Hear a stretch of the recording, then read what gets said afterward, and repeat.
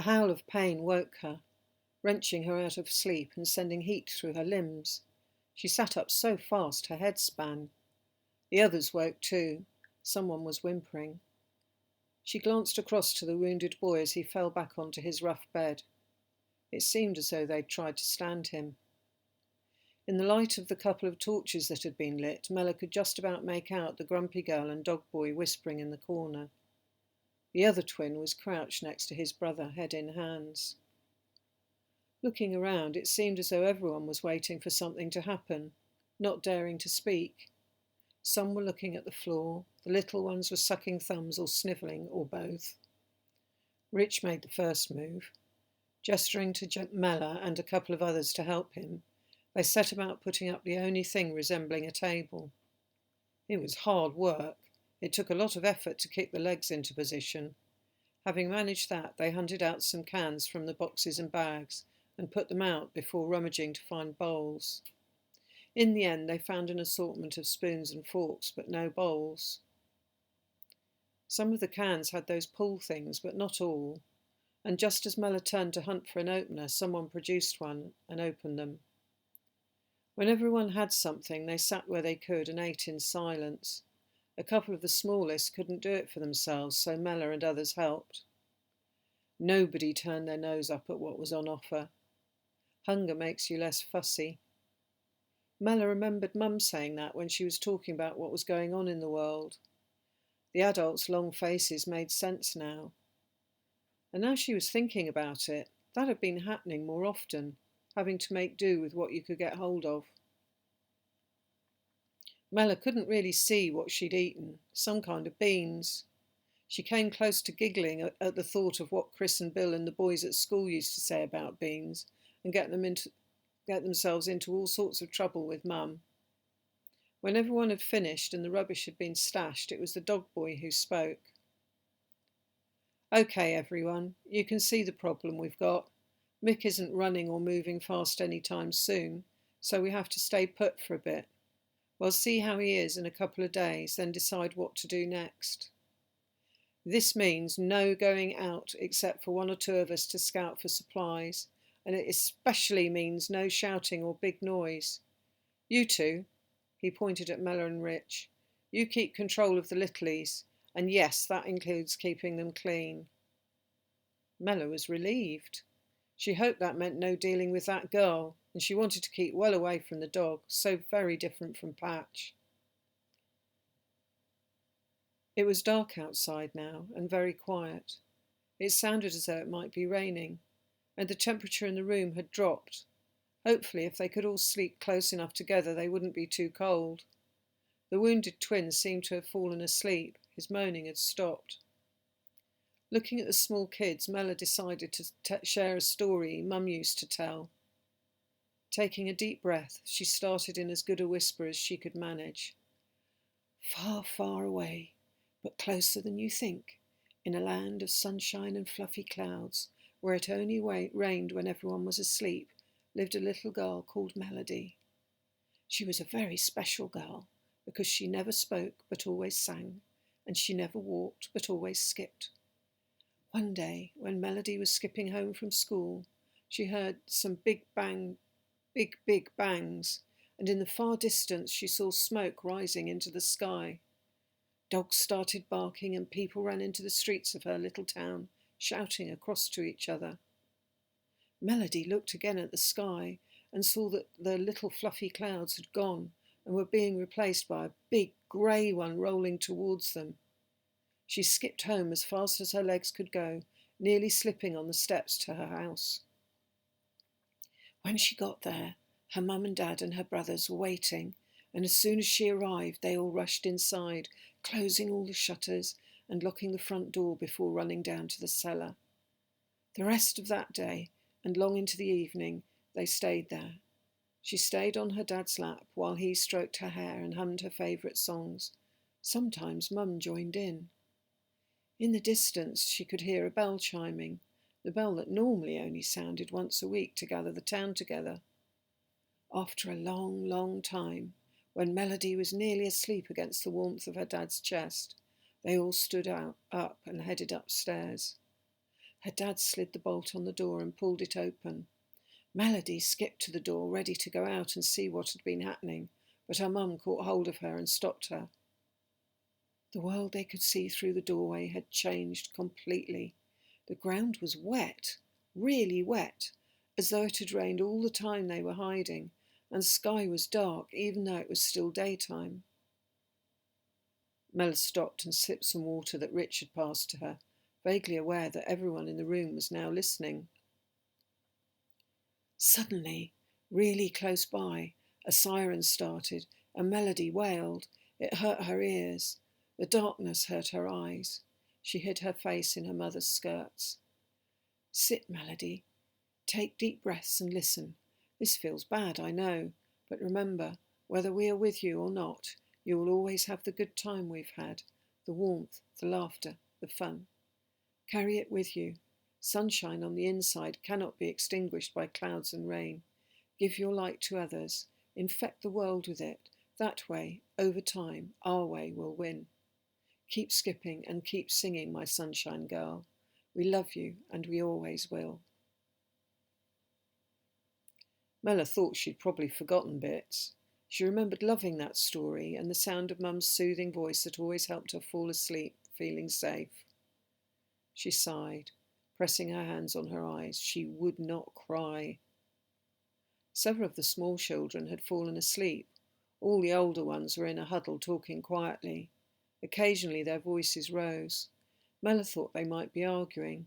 They kept glancing across to the wounded boy as he moaned in his sleep. His brother crouched next to him, fingers at his mouth. This isn't good, Mella. Rich came and sat down next to her. He looks bad. What will they do? Not sure. Maybe wait and see how he does. There is a way of getting medicine, but it isn't easy. Or they could leave him somewhere for the adults to find. Oh no! New as she was to all this, she could tell that this would be harsh, and no wonder his brother was so unhappy. Standing, she went and found a carton of drink and took it across to the boys. She couldn't think of what to say, so she just handed it over and went back to Rich and the smaller children. That was nice of you. Mella smiled. Rich reminded her of Chris and Bill. He didn't make her feel like a silly little girl. She could like him. She was losing track of time in this gloomy room, with all that was happening. It seemed very dark outside now, and quiet, apart from the poor boy so restless in his pain. The older guys were crouched in a circle on the floor, in a corner, and showed no desire to include Rich or Mella or the others in their age range. After making sure all those already asleep were covered in blankets from one of the waiting boxes, they settled down with them. Mella lay listening. The murmur of the group in the corner, the soft breaths and intermittent whimpering of the sleeping children, and the moaning of the boy were her world now. Nothing came from outside, no matter how she reached her senses into the darkness, as though the world had stopped. It was the cold that woke her. The room was completely dark, with no way of knowing whether anyone else was awake. She sat up, pulling her blanket around her. It reminded her of camping trips in the forest with the family, but no smell of wood and smoke here. She tried not to think too hard about the scents passing her nose. She had visited the small room once and wasn't looking forward to returning there. Tried not to think about how it was kept clean, if it was at all. A cold, wet nose on her hand almost made her yell out loud, and she nearly reached out, forgetting for a moment that it wasn't Patch, but realised in time. Although judging by its snuffling and sniffling, the dog wasn't feeling hostile.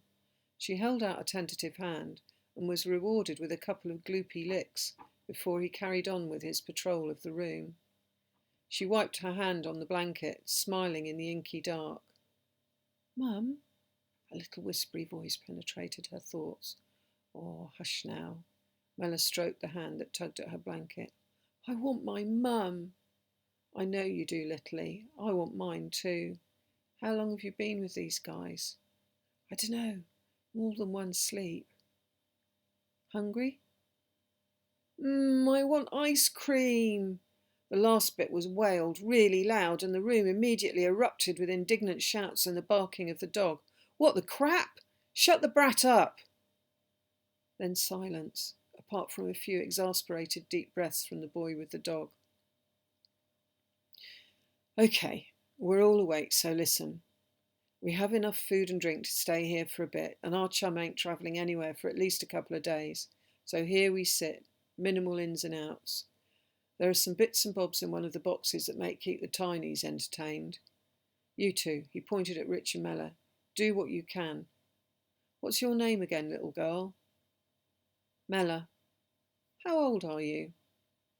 8 last week. Wow, someone trained you well. Trained? Never mind, you're doing good. Kids, it's not waking up time yet. We'll let you know when it is. Following Rich's lead, Mella pulled blankets around the children as best she could before the two of them sat down together. The warmth of him up close felt good, but sleep didn't come. Listening to Rich, whose breath had already steadied, she wondered how he could sleep sitting up, but was glad of it, giving her something to lean against. It was easier to think in this quiet, but it was also hard, too close to remembering, and the desire for things to be the way they were burnt. The thought made her throat hurt and her eyes go hot. She wanted that so much she could shout out loud and long. Holding it in was harsh. She woke with a start, surprised to have been asleep, with no idea how long she'd succumbed. A glimmer from the thin window at the top of the outside wall spread a gloomy haze across the room, giving upturned faces a ghostly glow. The injured boy seemed to be sleeping. His brother slumped exhausted against him. The children were stretching and yawning. It again reminded her of a pile of puppies she once saw. Someone farted. Someone else giggled. Mella allowed herself a little smile. She nudged Rich. His sleepily indignant smile reminded her of happier times with Chris and Bill, when she used to wake them to play with her, and they would pretend not to wake up until she tickled them. She had no idea where they were, or what had happened. She shook herself and stood up, stretching stiff limbs, before heading to the box of supplies. Scant though they were, it would help keep the littlies calm. Do you think he'll be okay?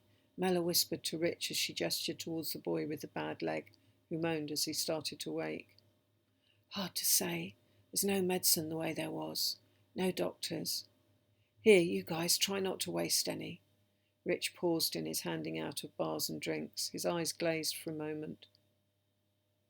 I don't know where they are, my brothers and sisters. I wasn't at home when all this happened. His sadness spilled across to Mella. She knew just how he felt, with no idea about Dad and the boys. Unable to speak, she reached across and squeezed his hand. The grumpy girl went to check the boy's leg, lifting the makeshift dressing with surprising gentleness. The boy didn't yell at her touch, but his brother kept a close eye on what she was doing. She didn't speak, but put fresh cloth on the leg and retreated to a corner to speak to the boy with the dog. For the first time in hours, Mella strained her ears for sounds of the outside. The dingy, smelly and increasingly airless room was stifling. It dawned on her that the lack of certain sounds was more noticeable. No cars, not even tooting of horns. No planes, no shouts from street traders. No dogs. Not even any sirens now, or the explosions that usually followed. Just the occasional thud and crash of falling masonry and glass, and every so often a bigger rumble that shook the ground and made them all cower for fear of their own shelter collapsing. She wondered how long it would be until they could get out, then felt guilty for not caring enough about the wounded boy. It wasn't just a matter of feeling cooped up, but trapped. Or maybe this was the life with these guys. Mella shivered. Rich looked round at her. How long do you think we'll be here? She hoped her whisper wasn't as loud as it seemed to her.